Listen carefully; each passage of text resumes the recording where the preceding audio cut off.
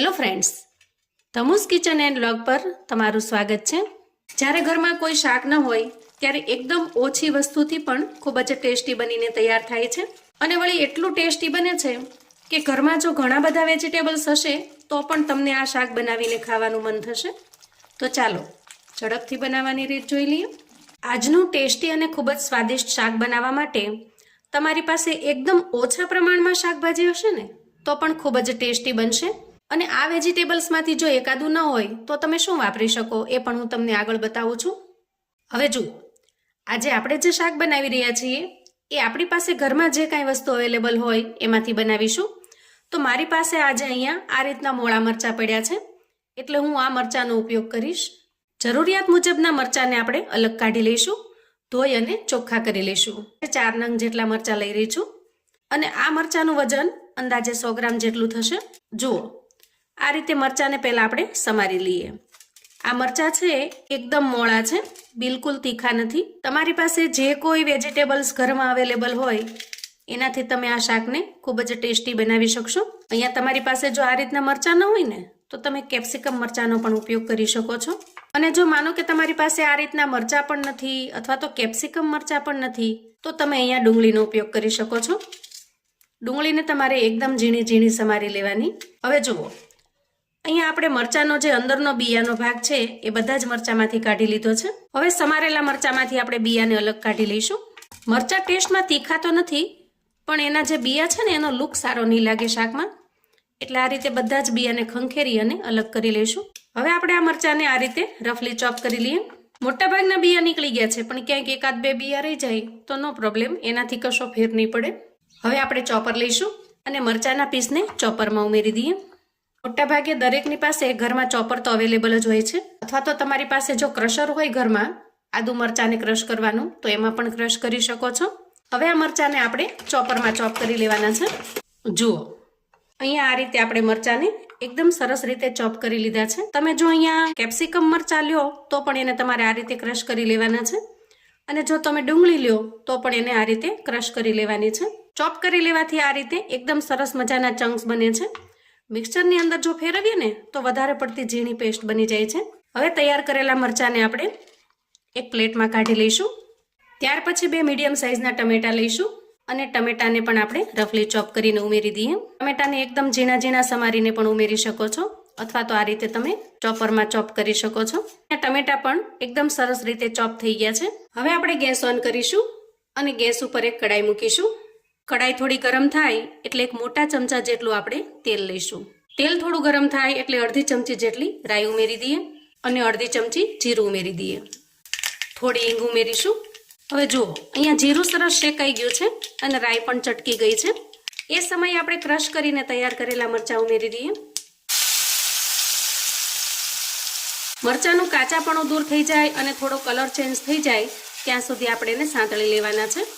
તમે જો આ મરચાંની જગ્યાએ કેપ્સિકમ મરચાં લીધા હોય અથવા તો ડુંગળી લીધી હોય તો એને પણ ખૂબ સરસ રીતે પહેલાં સાંતળી લેવાની, ડુંગળી સરસ મજાની બ્રાઉન કલરની થાય ત્યાં સુધી, અને જો કેપ્સિકમ હોય તો એનું કાચાપણું દૂર થાય ત્યાં સુધી એને સરસ રીતે સાંતળી લેવાના।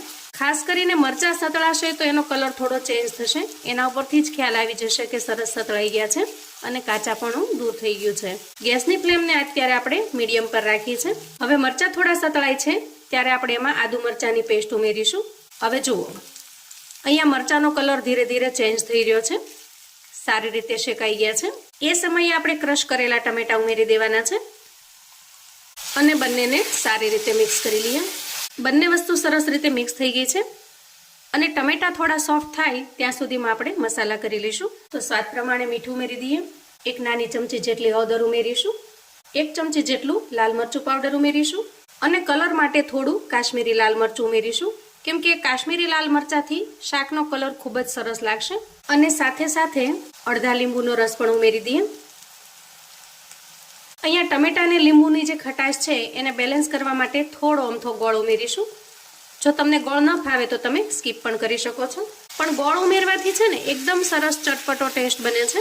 આપણે અહીંયા બધા જ મસાલાને ખૂબ સરસ રીતે મિક્સ કરી લીધા છે અને ટમેટા પણ સરસ રીતે સોફ્ટ થઈ ગયા છે। આ સમયે આપણે અડધા કપ જેટલું પાણી ઉમેરી દઈએ અને સારી રીતે મિક્સ કરી લઈએ। હવે ઢાંકણ ઢાંકી ખૂબ સરસ રીતે 2 થી 3 મિનિટ સુધી થવા દઈશું, જેથી મસાલા અને બધી જ વસ્તુ સારી રીતે પાકી જાય. ગેસ ઉપર ગ્રેવી સરસ તૈયાર થઈ રહી છે. ત્યાં સુધીમાં આપણે અહીંયા 3 ચમચી જેટલો ચણાનો લોટ લઈશું. અહીંયા ચમચી મારી નાની છે એટલે મેં 3 ચમચી લીધી છે. તમારી પાસે જો મોટી ચમચી હોય તો તમારે 2 ચમચી લેવાનો. હવે આપણે આ ચણાના લોટની અંદર થોડું થોડું પાણી નાખી અને સ્લરી જેવું બનાવી લઈએ. જુઓ, આ રીતે ચમચીની મદદથી ફેટી એની અંદર જે કંઈ ગાંઠા હોય એને દૂર કરી લેવાના અને એકદમ સરસ સ્મૂથ એવી સ્લરી બનાવી લેવાની.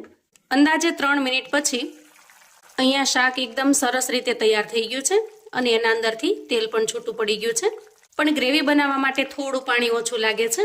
ફરી આપણે પા ગ્લાસ જેટલું પાણી ઉમેરી દઈએ, અંદાજે 1 કપ જેટલું, અને શાકની અંદર ફરી એક ઉફાળ આવવા દઈએ. જુઓ, આ રીતે એકદમ સરસ ઉફાળ આવી જાય ત્યાર પછી આપણે એમાં સ્લરી ઉમેરી દેવાની છે આ રીતે, અને પછી ચમચાની મદદથી મિક્સ કરી લેવાનું છે. સ્લરી ઉમેરતા જ એકદમ સરસ રસો ઘાટો થઈ જશે. હવે ઢાંકણ ઢાંકીશું અને અંદાજે 2 મિનિટ સુધી એકદમ ધીમી ફ્લેમે સરસ રીતે ચડવા દઈએ, જેથી આપણે જે અંદર ચણાનો લોટ ઉમેર્યો છે એ પણ સરસ રીતે બફાઈ જાય અને શાકમાં મિક્સ થઈ જાય. હવે થોડી વાર પછી ઢાંકણ ખોલી અને શાકને ચેક કરી લઈએ. અહીંયા શાક એકદમ સરસ રીતે તૈયાર થઈ ગયું છે અને ધીરે ધીરે એમાંથી તેલ પણ છૂટું પડી રહ્યું છે. હવે આ રીતે ખુલ્લું રાખી અને અડધી મિનિટ સુધી આપણે એને રહેવા દઈશું. તો જુઓ, અહીંયા આપણું ટેસ્ટી એવું શાક બનીને તૈયાર છે.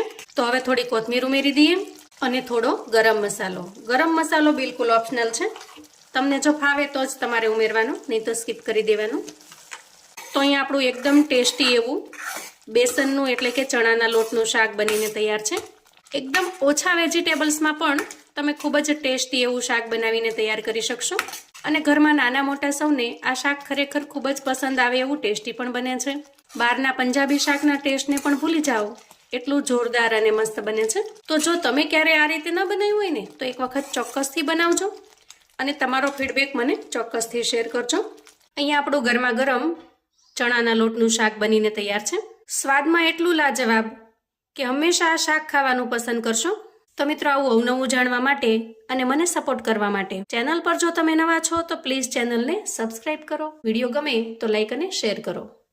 તમારા સગા સંબંધી મિત્રોને પણ આપણી આજની એકદમ ટેસ્ટી એવા બેસનના શાકની રેસિપી ચોક્કસથી મોકલી આપજો, જેથી એ લોકો પણ બનાવીને તૈયાર કરી શકે, એન્જોય કરી શકે અને એના પરિવારને પીરસી શકે. કોમેન્ટમાં મને ચોક્કસથી જણાવજો મિત્રો કે આજની એકદમ ટેસ્ટી એવી આ શાકની રેસિપી તમને કેવી લાગી છે. ફરી મળીશું એક નવી રેસિપી સાથે.